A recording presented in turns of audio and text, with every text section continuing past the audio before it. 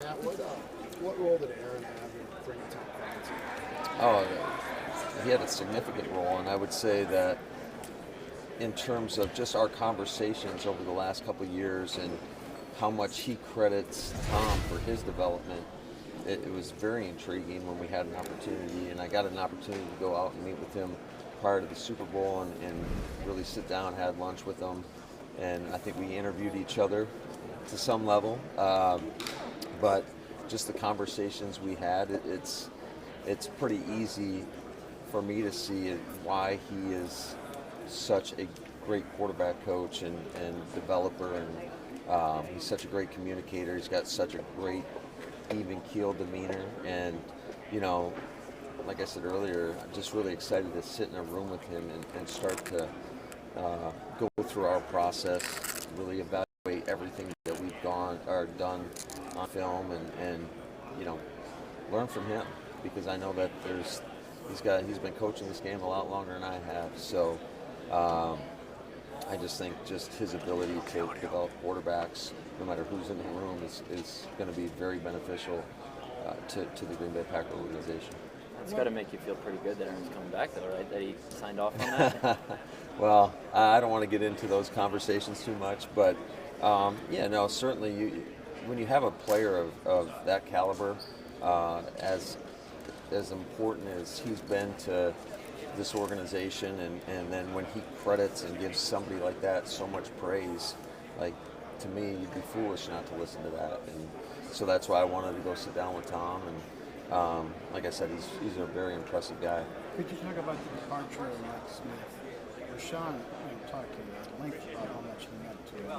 What happened there, and what did you see in Jason before that? Yeah, those are conversations that are really tough to go through, I would say. Certainly, I think Mike's an outstanding football coach, and I think he's done a hell of a job with that whole room. And certainly, you guys have seen the progress that a guy like Rashawn Gary's made. But he gets a lot out of that room, and he's going to be tough to replace. But he had an opportunity to go to Minnesota there, and we got a promotion as a pass rush specialist as well. And so I wish him all the best. We're certainly thankful for his time with us. And as far as Rebs is concerned, I think just he was super impressive throughout the interview process, just how detailed he was. I think he's a guy that is going to bring a lot of energy, a lot of juice.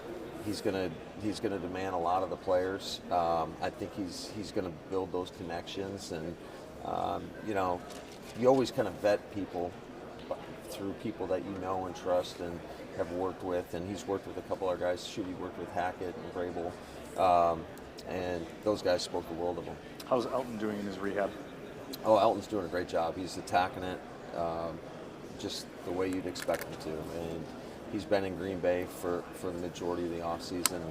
I'm excited about just the progress that he's made, and we expect him to be back to full strength, at some point during the season.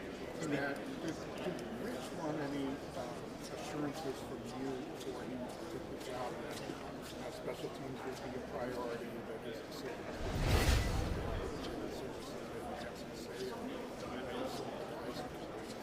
Yeah, I think that was all a part of it. I know that he and Goody had a lot of conversations as well, and like I said earlier, we're just really fortunate to have a guy of that caliber. I think if you'd ask the coaches around the league, he's regarded as one of the best in the business. So anytime you can get a guy like that, that's a big time win for us. Now, ultimately, we all have to go out there and perform. So, but just in terms of the presence that he brings and the experience he brings and the leadership that he brings, I think it's really going to benefit us. What's his biggest adjustment now? Is the steps ahead? I think just he does such a great job, first of all, developing a rapport with the offensive linemen, holding those guys to a high standard. You could see how we didn't miss a beat when we had multiple people in and out of the lineup. So I think he does a great job of just the overall development of those guys. certainly he's got as big of influence as anybody in our run game and what we're able to do there, and just not only what we're calling on game day, because I'm always asking him, hey, what do you like? And so I'm always leaning on him in that regard. But I think where he's going to grow the most is just how he sees the pass game now. And he's been working his tail off, going through all the videos that we have in terms of how we explain and teach each route, and then the concepts that follow and incorporate those routes. So I think this is going to be a great year of growth for him, and also being in a leadership position.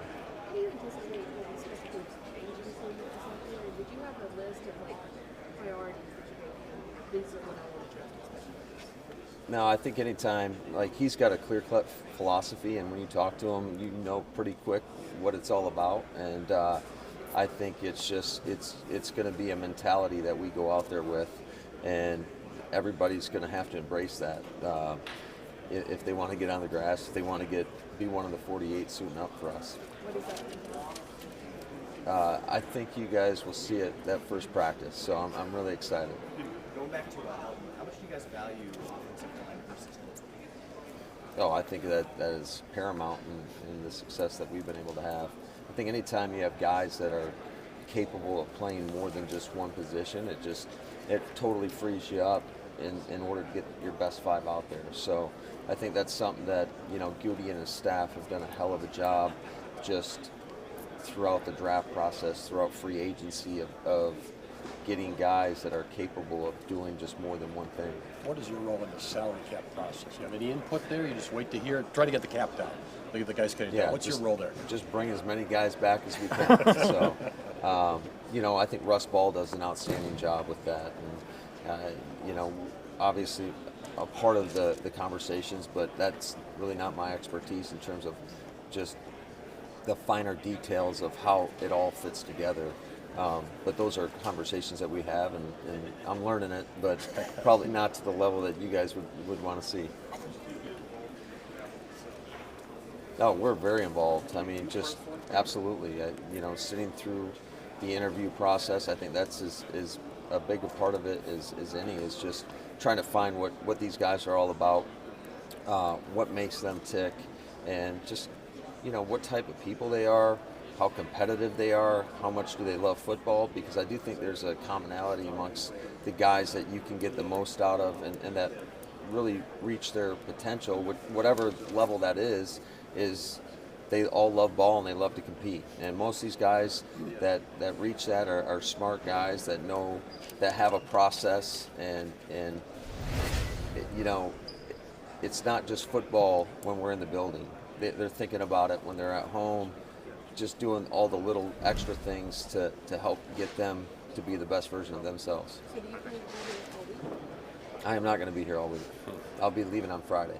Nick Sirianni said that he had interviews, when they had interviews with players, they'd be shooting free throws to see their competitiveness. Do you guys do anything like that in interviews to kind of gauge guys, or is it just face to face? Yeah, I'd say every team has their own process, and I've heard some funny stories over the years about what certain teams do, and but I think you just gotta try to be true to yourself, and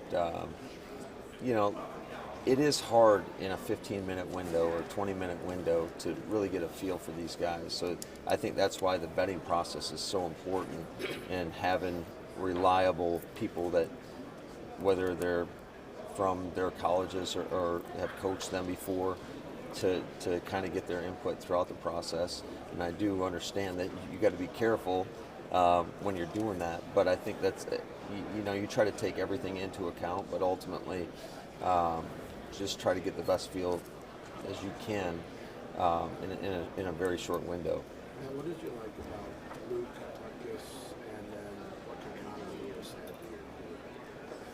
you? Yeah, I think Luke Butkus, again, he and Steno worked hand in hand. So just their ability to develop and get the most out of really everybody in that room, I thought was super impressive. He's a loyal guy that just rolls up his sleeves and goes to work every day, does a great job developing a relationship with our players, and I think he's going to add, just in a heightened role is going to continue to grow and develop. He's going to have more of an input, I would say, in some of the things we do schematically now, and so we got to get him up to speed on that, and which I think he's got a great grasp. I'm not trying to shortchange him, but I just think he's going to be more a part of that process. And then Connor Lewis, I've yet to meet somebody in my time in the NFL that's as knowledgeable as he is with all the rules and every, like he is. He's a guy that I'm listening to constantly on the headset on game day. Just situationally, he's got such a great grasp.